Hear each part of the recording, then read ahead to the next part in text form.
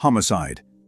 The only death that requires two, and why that's the loophole. There are 5 doors, and now the pattern sharpens. Natural, accident, suicide, undetermined, homicide. 4 of them fold inward. 1 of them points outward. The stillness versus the surge. Most deaths, however labeled, settle into stillness. Natural death, a closing. Accident, a reconstruction. Suicide, a contemplation. Undetermined, a pause. But homicide is not treated as an ending. It is treated as an event that has not finished happening.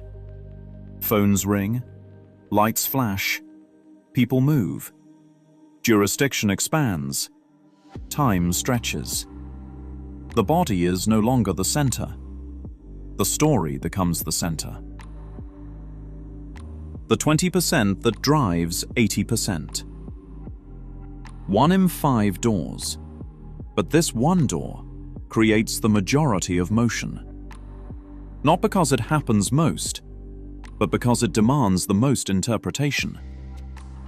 Homicide doesn't just say, something ended. It asks, who did it? Why? What does it mean? Who is responsible? And those questions are fuel. Fuel for investigation, narrative, emotion, judgment, control.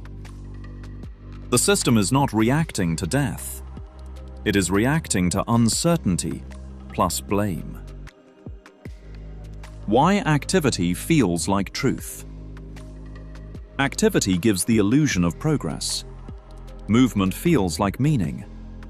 Once something is labeled homicide, the system says, we don't understand this, therefore we must move. More officers, more reports, more evidence, more interviews. The volume of activity becomes proof that something important is happening. But look deeper. Is activity revealing truth or manufacturing certainty? The detail that changes everything. Here is the subtle fracture, the one that was hiding in plain sight. Natural death requires no other. Accident requires no other. Suicide, even in its confusion, collapses into one. Undetermined withholds conclusion, but still does not require another. But homicide cannot exist without two. Not just two bodies, two identities, two roles, victim and perpetrator, and between them, a grievance. Homicide is the only category that demands separation to make sense. The grievance is the engine. Without grievance, homicide collapses. There must be a wrong, a motive, a story of harm. Otherwise, the label cannot hold. So the machinery begins. Who hated who? Who wanted what? Who took something from whom? The system is not just solving a death. It is stabilizing a conflict. The detective's burden. Homicide wears people out. Not because of the body, because of the story. Every clue must mean something. Every detail must connect.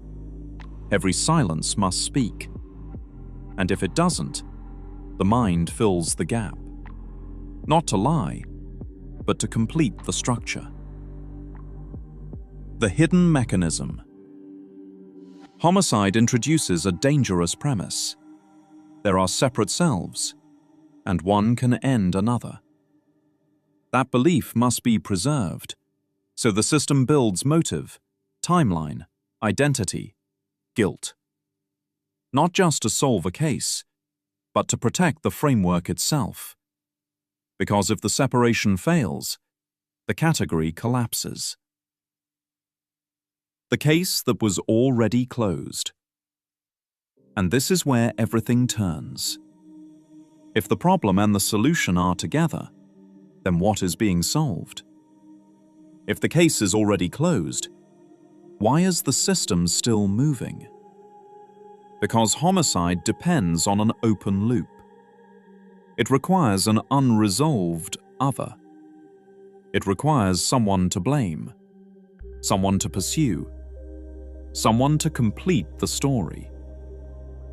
But if there is no separation, then who is there to kill? And who is there to be killed? If there is only one, homicide has no structure to stand on. And if there is no body, what exactly happened? The real loophole. Homicide is not the strongest category. It is the most fragile. Because it depends entirely on the belief but there is something outside that can take something real from something else real. Remove that belief, and the entire system loses its engine. So the question is no longer, who did it? The question is, what belief must remain true for homicide to exist at all?